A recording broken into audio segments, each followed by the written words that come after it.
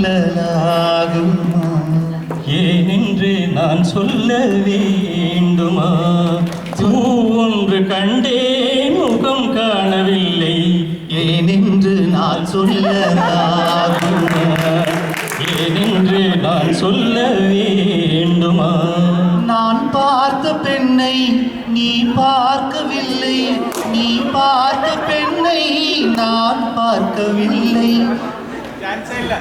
சான்ஸே இல்லை.